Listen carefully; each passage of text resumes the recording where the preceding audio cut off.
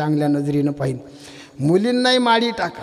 काही काही बाय म्हणतात नाही तिच्या घरी गेल्यावर तिचं घर भेटलं खाटकाचं तर काय करसाल, माडी टाका त्याच्याही गळ्यात आणि त्यांना संस्कार शिकवा, त्यांना काहीतरी शिकवा। फार बिकट काळ येऊन राहिला। आमच्या नाथांनी लिहून ठेवलं, पृथ्वीवरती वारा थोर झुंजाट सुटेल, मोठे मोठे पर्वत दादा उडून जातील। कलियुगाचा वारा सुटेल, वारा सुटला, थोर थोर पर्वत उडून जातील। कोणाची निंदा करू नका। आज माझा नंबर, उद्या तुमचा नंबर आहे, कधी येईल सांगता येत नाही। प्रत्येकानं जागं व्हा, लेकराईवर संस्कार टाका, मुलींना शिकवा। घराच्या आत दरवाजा लावून मुलीच्या पाया लागा 4 वेळा मायबापन, बाई आमचं नाक तुझ्या हाती आहे, आम्ही पाया पडतो, तुले दंडवत घालतो, आम्हाला नकट करू नको। काही बिघडत नाही, कारण मुलींनी लाजा विकल्या। आई वडील पाय धरा त्याच्या पुऱ्या परिवारानं, कारण एक लेक गेली की साऱ्या घराण्याला रडावं लागते। प्रत्येक मुलीच्या कॉलेजला निघली की तिचे पाय धरा, बाई तुला जे लागेल ते घे, आमचं जीव घे, फक्त आमचं नाक घेऊ नको। मुलीले सांगा, ही फार गरज आहे। 1.5 दिवसामध्ये कोणता तरी पोरगा भेटते, 2 चॉकलेट देते, त्याच्यावर प्रेम होते। या कुत्र्याईले हे समजत नाही की ज्या मायबापानं 20 वर्ष सांभाळलं त्याच्यावर प्रेम करा की त्या मूर्खावर करावं। ते म्हणसान कुत्रे म्हणून राहिले, म्हणतो मी असंच म्हणतो, म्हणेलच।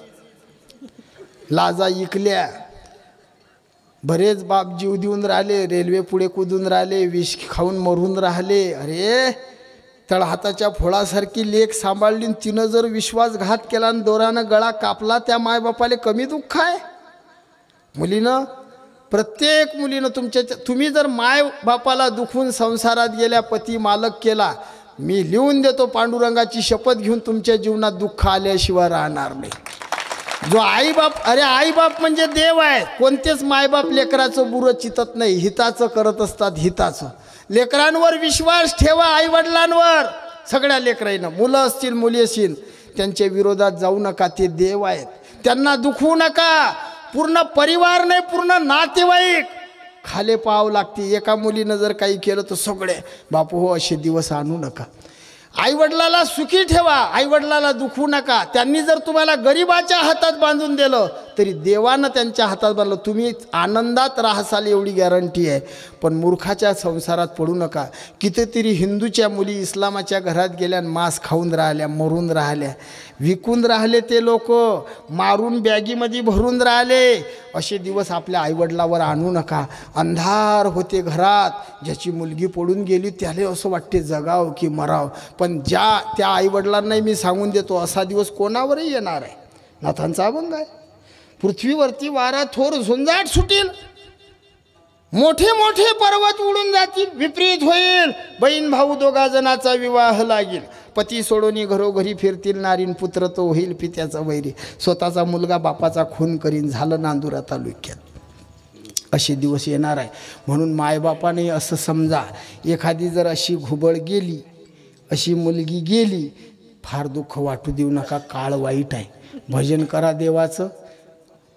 आता या ठिकाणी सगळं बोलता येत नसते, पण तुमच्याच्यानं होईल तेवढं बापू हो। त्यांना मी बोललो, मारून ठोकून मुली ऐकत नाहीत, त्यांच्यावर एकच परिणाम आहे, त्याला बसले की अर्धा तास तरी मुलीला वेळ द्या आणि तिला सांगत जा, नाही नाही माझी मुलगी फार चांगली आहे। चांगल्या चांगल्या गेल्या रे दादा, चांगल्या चांगल्या।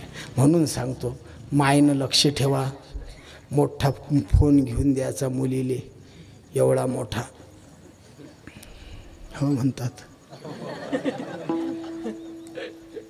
संस्कार बिघडू देऊ नका।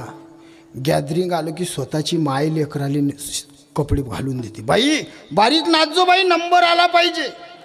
मूर्ख माय आहे। मी पहिलेही बोललो आणि शेवटही बोलून राहिलो, आई हिंदूची पोरगी स्टेजवर नाचून राहिली, लाजा ऐकल्या काय? हां, लहान लहान लेकराईचं कौतुक आहे, तरुण पोरी नाचवतात, सगळे पाहणारे मायबाप आहेत काय? हां, सगळ्याच्या नजरी मायबापासारख्या आहेत काय? मग तरुण पोरी नाचवायच्या वेळेस थोडी तर वाटली पाहिजे, आणि मग रडतात। आपल्या रडण्याले गुन्हेगार आपणच आहे।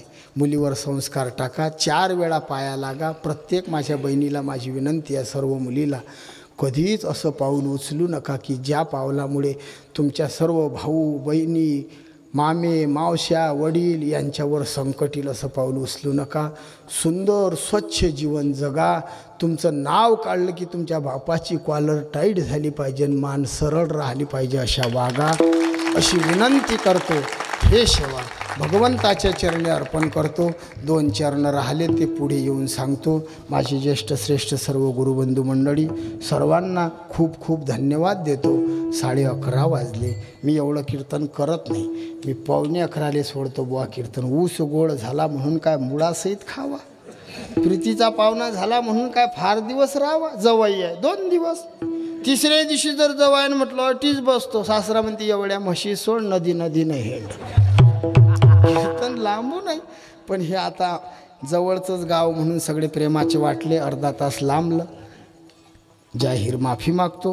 हे सेवा इथं अर्पण करतो. संतांच्या नामाचा जय घोष करतो. ज्ञानेश्वर